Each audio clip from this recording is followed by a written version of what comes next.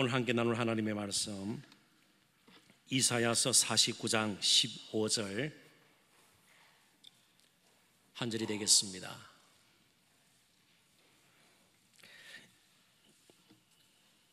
구약성경 1029쪽 홍근절을 찾으시면 되겠습니다. 이사야서 49장 15절.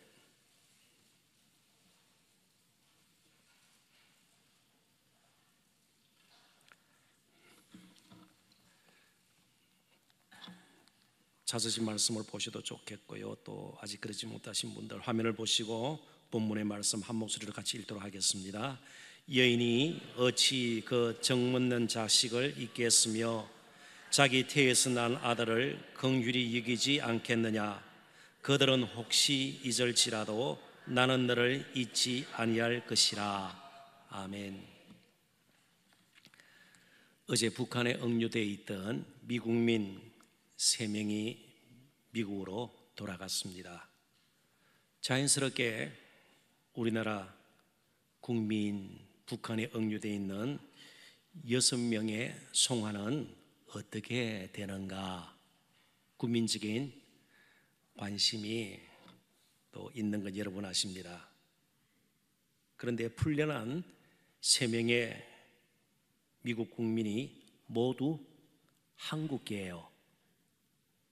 한국인인데 미국 국적을 취득한 사람들입니다.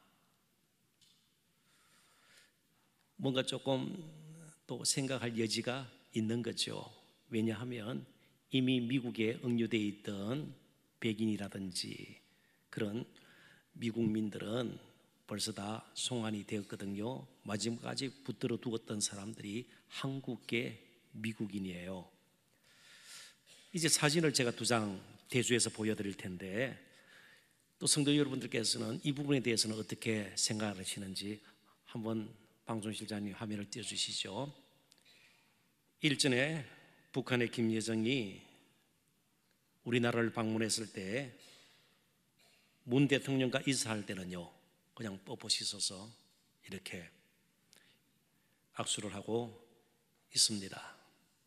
근데 며칠 전 중국 다롄에서 중국의 시진핑 주석과 인사할 때는요 아주 깍듯이 인사를 하는 것을 보게 됩니다. 굉장히 대조적이죠. 모습이 다르죠. 뭔가 조금 느낌이 달려오지 않습니까? 물론 단정할 수는 없습니다만은 미국이나 중국은 아무래도 힘이 있는 나라고 북한의 운명을 좌지우지할 수 있는 강한 나라라고 생각해서 그런지 모르겠습니다. 강대국이기 때문에 미국과 중국 두 나라 앞에서는 북한도 조금은 낮춘 듯한 모습을 보인다 그 말이죠. 개인이든 가정이든 국가든 힘이 없으면요 멸시를 당하게 되는 것이에요. 스스로 위축이 되는 것이에요. 뭔가 다른 사람이나 다른 가정이나 다른 나라 앞에서 괜히 아무것도 잘못이 한 것이 없음에도 불구하고 뭔가 만남이 부담스럽고 직접 대하는 것이 불편해진단 말이죠. 그래서 오늘 본문의 말씀을 이해하려면 조금 본문의 배경을 훑어볼 필요가 있습니다. 먼저 14절을 한번 보시죠. 같이 한번 읽어볼까요? 14절 다 같이 읽습니다. 오직 시온이 이르기를 여호와께서 나를 버리시며 주께서 나를 잊으셨다 하였거니와. 시온은 예루살렘을 뜻합니다. 그러니까 예루살렘이 혹은 예루살렘에 거하는 이스라엘 백성들이 하나님이 살아계시면 우리에게 어떻게 이런 일이 있을 수가 있고 하나님께서 관심을 가지시고 우리를 사랑한다면 지금 우리가 처한 이런 상황들이 어떻게 일어날 수 있겠는가, 우리가 겪고 있는 이 문제가 여전히 남아 있을 수가 있겠는가, 일종의 불평 원망식으로 하나님을 향해서 마음을 토하는 것입니다. 여호와께서 나를 버리시며 주께서 나를 잊으셨다 하였거니와. 도대체 이스라엘에 무슨 일이 일어났는지 조금 더 살펴보도록 하십시다. 바벨론이라는 나라에 의해서 지금 이스라엘은 나라를 잃어버렸습니다. 왕도 없어졌습니다. 그리고 요즘도 뭉쳐야 산다 그렇잖아요. 지금도 우리 저출산율 때문에 굉장히 이제 나라가 힘을 잃을 수 있다, 그런 우려들이 나오지 않습니까? 그런데 나라가 빼앗기면서 이스라엘 백성들이 흩어지기 시작했습니다. 크게 세 갈래로 흩어졌는데, 일단은 팔레스타인, 원래 이스라엘에 있던 나라 예루살렘을 중심으로 그대로 남아있는 백성들이 있었습니다. 그런데 주로 돈 없고 힘없는 사람들이 남아있는 거예요. 그리고 뭔가 좀 힘이 있고 가진 것이 있는 사람들은 애굽으로 또 망명을 해버렸습니다. 애굽이 그래도 우리를 살려줄 것이다, 그쪽으로 가버렸습니다. 그리고 일부는 바벨론으로 포로가 되어서 끌려갔습니다. 이제 나라도 잃어버렸고 백성들로 흩어지게 되었습니다. 그리고 그들의 신앙의 구심점 역할을 했던 성전이 완전히 무너져 버렸습니다. 그러니까 제사장도 있을 수가 없고요, 제사를 드릴 수가 없게 되었습니다. 그런데 더 큰 문제는 무엇인가 하면, 고대 사회는 나라끼리 싸울 때 전쟁의 승패가 단순히 군사력 차이에서 오는 것이 아니었습니다. 신들의 전쟁이었습니다. 그래서 옛날 정치는 항상 종교와 밀접한 관계가 있었습니다. 그러니까 애굽에서 이스라엘 백성들을, 노예 생활하던 그들을 이끌어내신 분이 바로의 그런 신들보다 훨씬 강한 살아계신 하나님이셨기 때문에 가능한 일이었거든요. 그런데 지금 바벨론에게 멸망을 당한 겁니다. 그러니까 바벨론 사람들이 주로 가장 최고의 신으로 섬기는 신이 마르투크라는 신이에요. 벨이라는 이름으로도 불리는데요, 이 여호와 하나님보다 더 강한 신이다. 그러니까 영적으로도 굉장히 수치스러운 것이에요. 조금 풀이해 볼까요? 우리가 예수님을 믿고 그래도 예배를 드리고 청년 시절에, 그리고 장년 시절에 이 나이 이르기까지 연세가 드신 분들은 또 그렇게 생각할 거예요. 근데 삶에 뭐 별로 변화가 없고 늘 쪼달리는 것 같고 문제는 이어서 계속 일어나고 말이죠.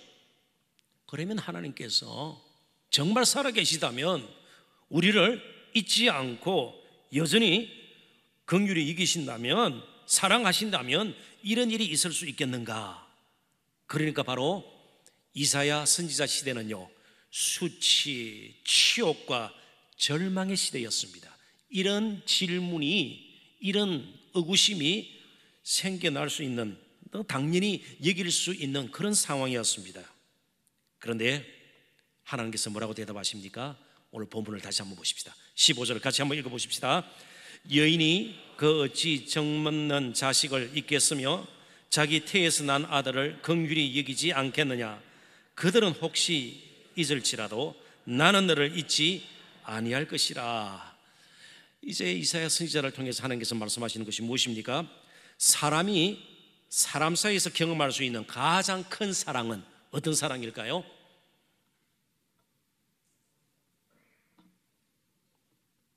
어머니의 사랑이죠. 참 안타깝게도 아버지 사랑이 아닙니다. 성장 과정에서 아버지에게 상처를 입는 경우들은 종종 있습니다. 그러나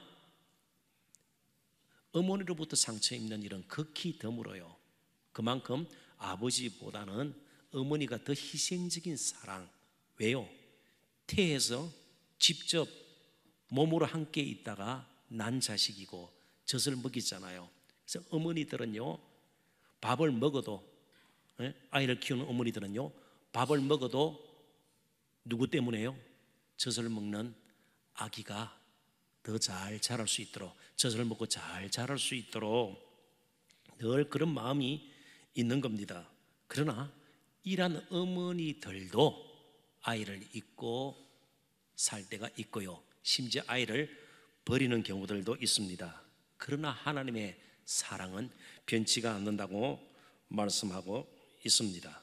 그러면서 한 구절만 더 봐요. 16절에 보면 하나님의 잊지 않는, 여전히 이스라엘 백성들을 긍휼히 여기는 그 사랑을 이렇게 표현합니다. 16절 같이 한번 읽어보십시다. 내가 너를 내 손바닥에 새겼고 너의 성벽이 항상 내 앞에 있나니. 시온 예루살렘을 손바닥에 새겼다고 말씀하고 있습니다. 존 앤 오스왈트라는 유명한 구약 신학자는 당시 종들이 주인의 이름을 손바닥에 새기지 주인이 종들의 이름을 손바닥에 새기는 일은 없다. 당시 관습은요, 종들이 주인의 이름을 손바닥에 새기는 일이 있어도 주인이 종들의 이름을 손바닥에 새기는 일은 없다고 해석을 하고 있습니다. 거꾸로 된 것이죠. 그게 긍휼이에요. 그게 은혜예요. 절대로 잊을 수가 없다는 것입니다. 그리고 더 나아가서 너의 성벽이 항상 내 앞에 있나니. 예루살렘 성은 다 지금 무너지고 말았습니다. 그런데 너의 성벽이 항상 내 앞에 있나니, 이게 무슨 말일까요? 크게 두 가지 정도로 생각할 수 있을 것입니다. 예루살렘 성이 무너진 것 같이 너의 무너진 그 마음이 내 앞에 있다. 그러니까 하나님이 보고 계신다, 그런 뜻이에요. 너의 그 아픈 마음을, 지금 힘든 마음을, 절망 상태에 빠져버린 낙심 가운데 있는 그 마음이 어떤 마음이지 내 앞에 있단 말이죠. 빤히 볼 수 있는 그런 상태라는 것입니다. 더 나아가서 이렇게도 또 해석을 할 수가 있어요. 지금 예루살렘 성은 무너졌지만 하나님께서 새로 세울 새 예루살렘의 청사진이 내 앞에 있다. 회복시킬 것이라는 소망의 말씀이기도 합니다. 너의 마음을 알 뿐만 아니고 이제 예수 그리스도 안에서 이제 이어지는 말씀에 보면 여호와의 종이 등장을 해요. 예수 그리스도를 의미해요. 바로 여호와의 종을 통해서 새 예루살렘, 흩어졌던 진정한 이스라엘 백성들이 온 열방에서 다시 모이도록 하나님은 이미 계획을 갖고 계시다, 청사진을 갖고 계시다, 블루프린트를 갖고 계시다, 그런 뜻이에요. 그러니까 오늘 이 자리에 나왔을 때 하나님은 우리 마음속 깊이 있는 아픔을 아세요. 우리가 처한 문제를 아세요. 우리의 상황을 아세요. 그리고 앞으로 어떻게 해야 될지도 하나님 알고 계세요. 우리를 어떤 길로 인도하실지를 하나님 알고 계세요. 특별한 계획을 가지시고요, 그 앞에 계획서를 놓고 우리를 인도하세요. 이제 우리들이 부르짖고 하나님께 도움을 구하고 정말 하나님 긍휼을 베풀어 주옵소서 간절히 하나님 앞에 나아갈 때에 하나님은 우리를 잊지 아니하신 신실하신 그 은혜로 우리를 분명히 인도하실 것입니다. 그래서 이제는 진정한 예루살렘을 세우기 위해서 하나님께서는 한 사람을, 가장 사랑하는 사람을, 그분을 우리 가운데 보내셔서 고난당하게 하시고요, 가장 무너진 인생이 되게 만들었습니다. 마음이 무너지게 만들었습니다. 고통 가운데에 그분을 그냥 버려두는 것처럼 우리 가운데로 보내셨습니다. 이제 그를 통해서 저와 여러분은 정말 하나님이 우리를 잊지 아니하시고 정말 사랑한다는 것을 알게 되었습니다. 로마서 5장 8절 같이 한번 읽어볼까요?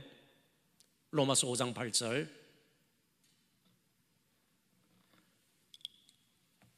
준비가 안 됐습니까? 예, 로마서 5장 8절. 아니, 외우십시오.